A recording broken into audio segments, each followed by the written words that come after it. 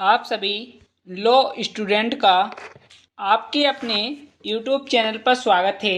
जैसा कि आप सभी लोग हमारे इस वीडियो की थंबनेल में देख चुके हैं, आज की इस वीडियो के माध्यम से हम आप लोगों के लिए LLM सेकेंड सेमेस्टर एग्जामिनेशन जून 2024 जिसका एग्ज़ाम जुलाई 2024 में हुआ था।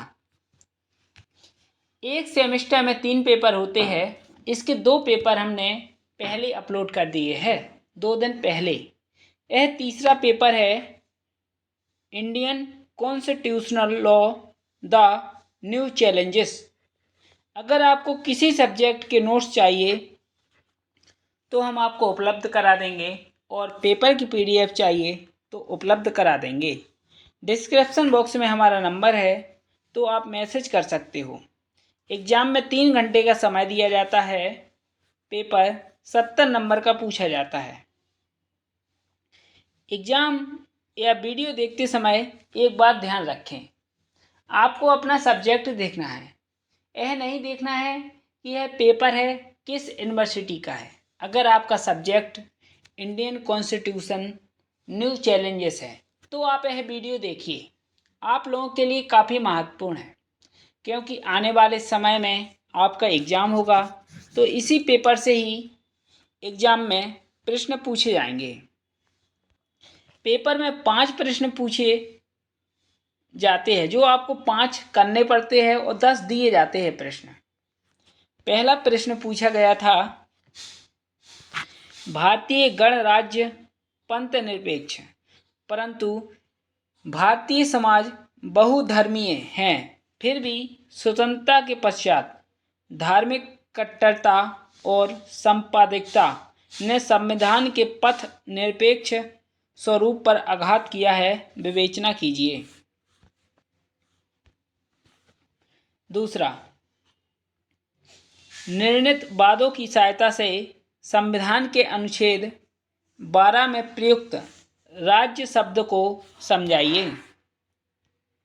तीसरा, अभिव्यक्ति की स्वतंत्रता के बिना अन्य स्वतंत्रताएं नष्ट हो जाएंगी। निर्णीत वादों की सहायता से अनुच्छेद 19A के अंतर्गत प्रत्याभूत उक्त स्वतंत्रता के बढ़ते हुए विस्तार की व्याख्या कीजिए।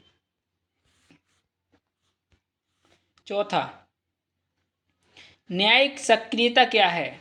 लोकहितवाद द्वारा न्यायिक सक्रियता की विवेचना कीजिए।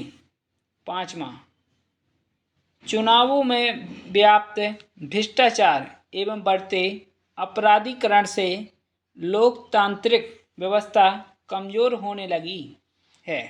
क्या आप इस विचार से सहमत है?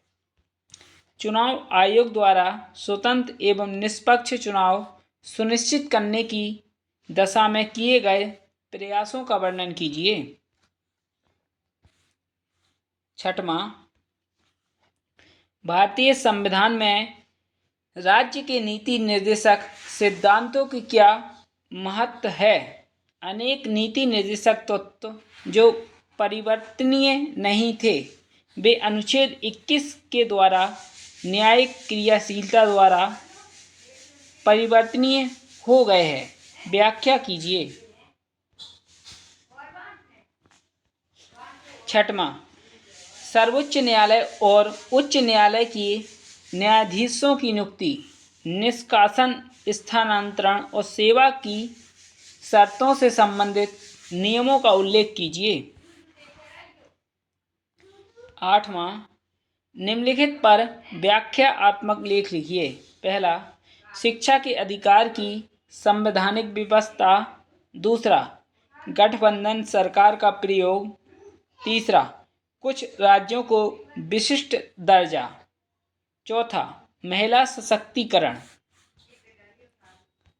नौवां, संघ और राज्य के बीच विधायी शक्तियों के वितरण की योजना का समालोचनात्मक परीक्षण कीजिए अनुदान बाबत।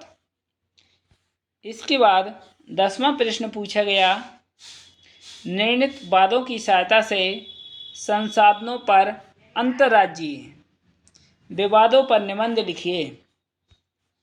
इस प्रकार LLM सेकेंड सेमेस्टर में Indian constitutional law new challenges से यह 10 प्रश्न पूछे गए थे।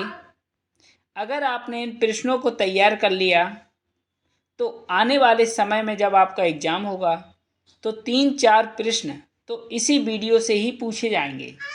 और आपको हमारे वीडियो प्लेलिस्ट पर चले जाना है। वहाँ पर आपको प्रत्येक सेमेस्टर के क्वेश्चन पेपर मिल जाएंगे। आप उन्हें ज़रूर देख लें एग्ज़ाम के पहले। धन्यवाद।